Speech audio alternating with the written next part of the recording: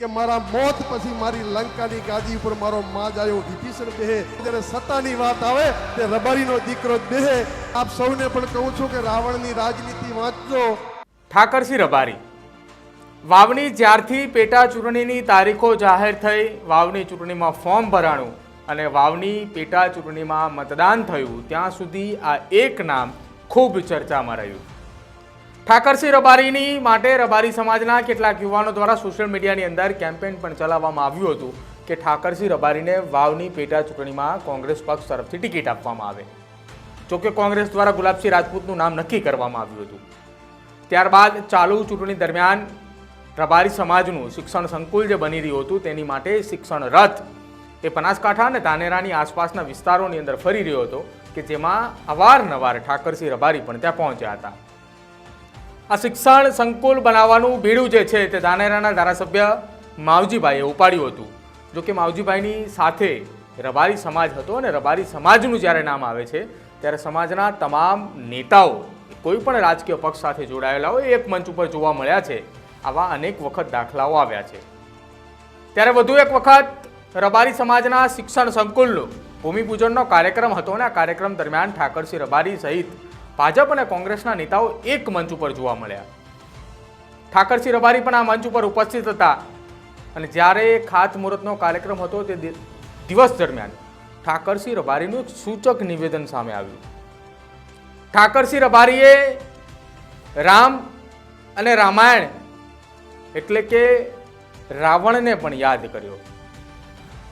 ઠાકરસિંહ રબારીએ રાજનીતિએ રાવણ પાસેથી શીખવા જેવી છે આ પ્રકારનું સૂચક નિવેદન આપ્યું અને નિવેદન આપતા કહ્યું કે રામાયણ જોયું હોય તો આ નિવેદન ખ્યાલ આવે।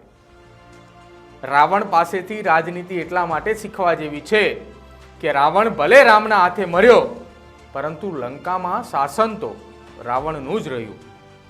કેમ કે રાવણે વિભીષણને રામ પાસે મોકલ્યો, રાવણ તો મર્યો પરંતુ લંકાની અંદર શાસન રાવણના ભાઈ એ વિભીષણનું આવ્યું, લંકામાં રામ રાજ્ય ના થયું। અને આ નિવેદન થકી ઠાકરસિંહ રબારીએ એ કહ્યું કે સમાજની અંદર કોઈ પણ વ્યક્તિ હોય, રાજનીતિમાં એ સમાજનો કોઈ પણ આગેવાન હોય, એ જ્યારે સમાજની વાત આવે ત્યારે સમાજના યુવાનો માટે, સમાજના દીકરા માટે એટલે કે રબારી સમાજના દીકરા માટે એ જગ્યા આપતો જાય। શું કહ્યું ઠાકરસિંહ રબારીએ અને કેવી રીતે આ સૂચક નિવેદન આપ્યું એ પણ સાંભળો। આજે આ જોઉં છું એટલે માફ કરજો, તમારો નાનો ભાઈ છું, દીકરો છું અને આપ સૌને પણ કહું છું કે રાવણની રાજનીતિ વાંચજો। રાવણને જ્યારે માર્યા પછી રામે એમ કીધું હતું લક્ષ્મણને કે રાજનીતિ શીખવી હોય તો આપણે તો એમના સામે લડ્યા છો પણ રાજનીતિ રાવણ પાસે શીખવી પડે।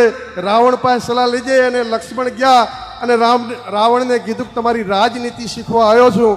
ત્યારે કીધું હતું કે મારા તો ઘણું બધું બાકી છે પરંતુ હું જો રામના હાથે ના મળું તો સ્વર્ગમાં ના જઉં, એના માટે મેં સર્જન કર્યું હતું। પણ વિભીષણને જો તમારી પાસે ના મૂકું તો મારી લંકાની ગાદીમાં રામ રાજ કરતા હોત। એટલે મારી એ રાજનીતિ હતી કે મારા મોત પછી મારી લંકાની ગાદી ઉપર મારો માજાયો વિભીષણ બેહે અને જેના કારણે મેં વિભીષણને મૂક્યો હતો। એટલે બધા રાવણ જેવું વિચારજો કે જ્યારે સત્તાની વાત આવે તે રબારીનો દીકરો જ બેહે। આપણા કદાચ કોઈ પત્ર કરવા આવતો હોય ને તો ત્યાં આપણી જગ્યાએ બીજો રબારી સેટ કરજો। એવી રાવણની રાજનીતિ આપ સૌ યુવાનો પણ વાંચજો એવી વિનંતી કરું છું। સમાજ એ અરીસા જેવો છે, કોણ શું કરે એ સમાજને બધી ખબર હોય, સમાજ ક્યારે બોલે નહીં, પણ સમાજ એ રબારી સમાજ એ માલ ઢોરને આખોટો કરે ને તો આખું પશુ એક કે હાથે આવે છે તો આ તો આ સમાજને જનતા છે। રબારી બધું સમજે, માલનો પગે ઓળખી જાય, બીજાને તો એમ કે હોંઢિયાના પગ છે, રબારીને ખબર પડે કે આ મારી હોંઢિયાની છે। આવો સમજુ કોઠા સૂઝવાળો સમાજ છે। ત્યારે આજે આ જોઉં છું એટલે માફ કરજો, તમારો નાનો ભાઈ છું, દીકરો છું અને આપ સૌને પણ કહું છું કે રાવણની રાજનીતિ વાંચજો। રાવણને જ્યારે માર્યા પછી રામે એમ કીધું હતું લક્ષ્મણને કે રાજનીતિ શીખવી હોય તો આપણે તો એમના સામે લડ્યા છો પણ રાજનીતિ રાવણ પાસે શીખવી પડે। રાવણ પાસે સલાહ લઈ જાય અને લક્ષ્મણ ગયા અને રાવણને કીધું કે તમારી રાજનીતિ શીખવા આવ્યો છું। ત્યારે કીધું હતું કે મારા તો ઘણું બધું બાકી છે પરંતુ હું જો રામના હાથે ના મરું તો સ્વર્ગમાં ના જઉં, એના માટે મેં સર્જન કર્યું હતું. પણ વિભીષણને જો તમારી પાસે ના મૂકું તો મારી લંકાની ગાદીમાં રામ રાજ કરતા હોત. એટલે મારી એ રાજનીતિ હતી કે મારા મોત પછી મારી લંકાની ગાદી ઉપર મારો માજાયો વિભીષણ બેહે, અને જેના કારણે મેં વિભીષણને મૂક્યો હતો. એટલે બધાય રાવણ જેવું વિચારજો કે જ્યારે સત્તાની વાત આવે તે રબારીનો દીકરો જ બેહે. આપણા કદાચ કોઈ પતન કરવા આવતો હોય ને તો ત્યાં આપણી જગ્યાએ બીજો રબારી સેટ કરજો. એવી રાવણની રાજનીતિ આપ સૌ યુવાનો પણ વાંચજો એવી વિનંતી કરું છું. સમાજ એ અરીસા જેવો છે, કોણ શું કરે એ સમાજને બધીએ ખબર હોય. સમાજ ક્યારે બોલે નહીં, પણ સમાજ એ રબારી સમાજ એ માલ ઢોરને આખોટો કરે ને તો આખું પશુ એક કે હાથે આવે છે. તો આ સમાજને જનતા છે, રબારી બધું સમજે, માલનો પગે ઓળખી જાય. બીજાને તો એમ કે હોંઢિયાના પગ છે, રબારીને ખબર પડે કે આ મારી હોંઢિયાની છે. આવો સમજુ કોઠા સૂઝ વાળો સમાજ છે. ત્યારે તો વાવની પેટા ચૂંટણી પૂર્ણ થઈ ચૂકી છે, મતદાન પણ થઈ ચૂક્યું છે, અને હવે ઠાકરસિંહ રબારીના આ પ્રકારના સૂચક નિવેદન બાદ રબારી સમાજ અને સાથે સાથે બનાસકાંઠાની અંદર એ ચર્ચાનો વિષય જાગ્યો છે કે ઠાકરસિંહ રબારીએ આ પ્રકારનું નિવેદન કેમ આપ્યું.